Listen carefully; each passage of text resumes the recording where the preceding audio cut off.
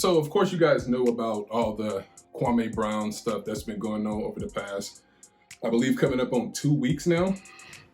We've been saying about Kwame finally speaking out about the things that people have had to say about him over the past 20 years.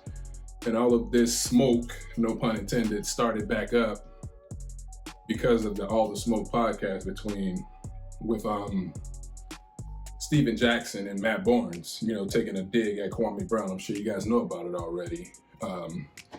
But the thing I wanted to talk about today was Stephen A just did a video on his show Stephen A's World, and he finally responded to Kwame.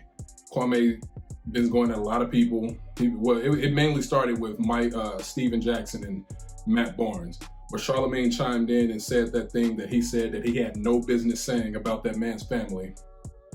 And Dr. Boykins, I believe, said something about they're going to take Kwame Brown's page down, take his page. And Kwame also said something about Michael Wilbon, but Stephen A came in and defended these people.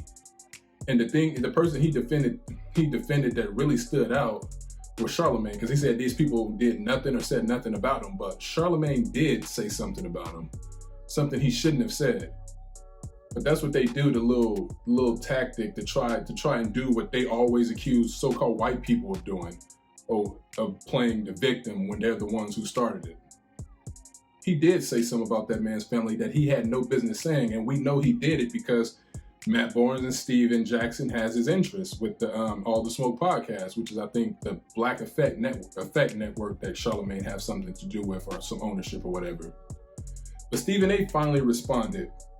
He's the one who hasn't said anything back to Kwame Brown until now. And when he responded, he did so by showing us a blooper video of Kwame Brown's career. Not his entire career, just a minute video of when he was with the Charlotte Bobcats. But after the video, he said, I got 15 minutes of this, and you played on, 5, whatever, how many different teams Kwame played on.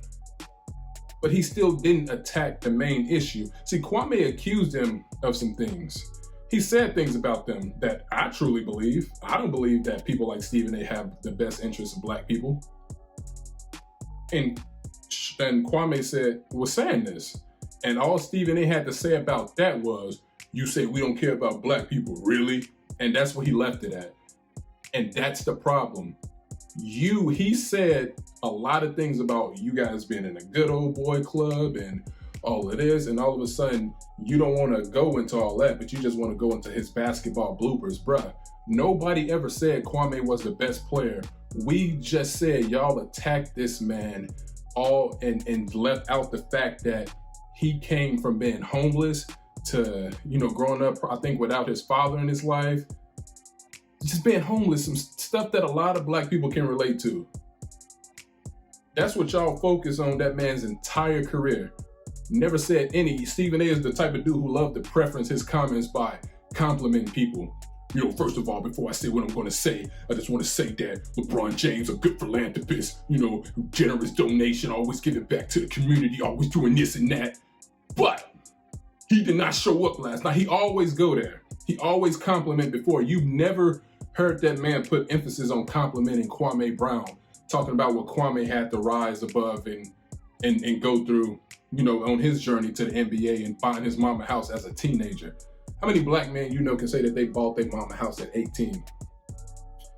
See, we can look at basketball however we want, but the fact of the matter is that man went straight out of high school like a lot of people do and went to work. Basketball is a job because he's earning a paycheck. It doesn't matter how good or how bad he is. He wasn't the greatest player, but there have been like 5,000 some players in the history of the NBA since 1946, and that man was one of those guys, and y'all act as if he was the very worst player to ever play in the NBA. Out of the 5,000 something, he was dead last. That's what y'all treat a guy who spent 12, 13 years in the NBA like. Why don't you ever attack the scouts, like Kwame said? Why don't you ever attack the GM? Michael Jordan left a lot of great players on the draft board. A lot. What about the scouts who were scouting Kwame? But y'all want to go into how this man is just a sorry basketball player and want to act as if that's not a personal attack. It is a personal attack because of what he had to go through to get there. At 18, 17, he was the #1 overall draft pick. #1 overall. And he became a millionaire just like that and got his mom, his family, whoever he grew up with out of the situation they were in. That's the problem. But when you showed that little blooper video, you didn't go into him saying y'all don't really have the best interests of black people, which I don't think you do either. You just went to really, and then go to the, see, y'all try to do that because y'all know most people won't catch on to that, but people starting to catch on to how y'all really are towards us and how y'all don't really have our best interests. Y'all get out there and y'all can say certain stuff, but you know there's a line you cannot cross. You talk about Kwame, y'all talk about Kwame being this bust. Y'all keep wanting to throw that, oh, he was a bust, and all that, but this guy wasn't the #1 overall pick. That was LeBron James, but being selected 2nd overall is a very big deal. And I remember a guy in the 2003 draft by the name of Darko Miličić, whatever, who played probably 1 less year than Kwame did, played for multiple teams just like Kwame. And this guy was selected 2nd overall. You know who he was picked over? Hold on, let's go into it. Because I know the 3 guys, you guys are automatically know who I'm talking about, but let's go into some other guys before we say the main 3 big names. So he wasn't only selected over the 3 names I'm gonna name last, the other 3, you know, the main 3 guys, he was selected over Chris Kaman, Kurt Heinrich, TJ Ford, let's see some notable names that I'm aware of. Michael Petrus, Nick Collison, David West, Dante Jones, Boris Diaw, Travis Outlaw, Brian Cook, Carlos Delafino, Kendrick Perkins, yo boy, Josh Howard, Luke Walton. He was selected over Steve Blake, Zaza Pachulia, Matt Bonner, Mo Williams, Kyle Korver, and then I'll say the main 3 names who everybody's thinking. Wade, Bosh, and Melo.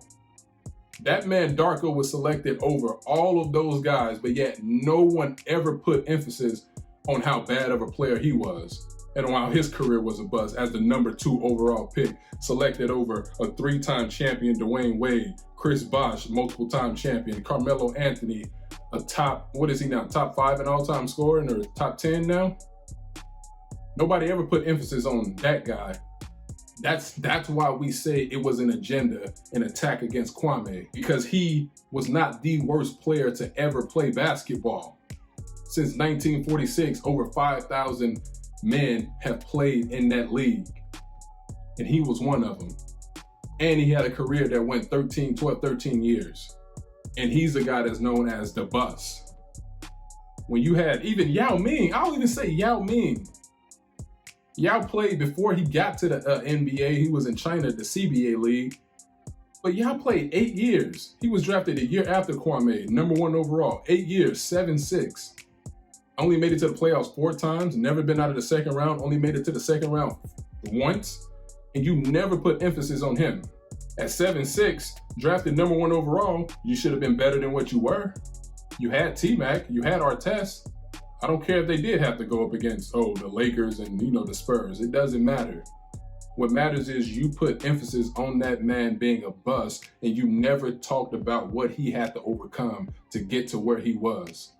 Man said he was in a free lunch program, homeless.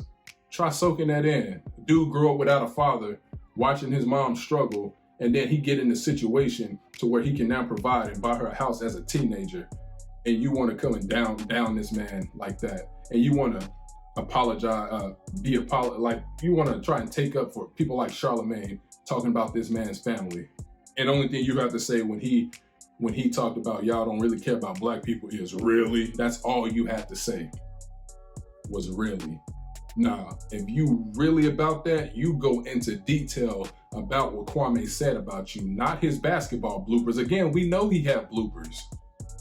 We know he has a lot of bloopers. A lot of people have bloopers. Attack what he said about you and the culture, black people.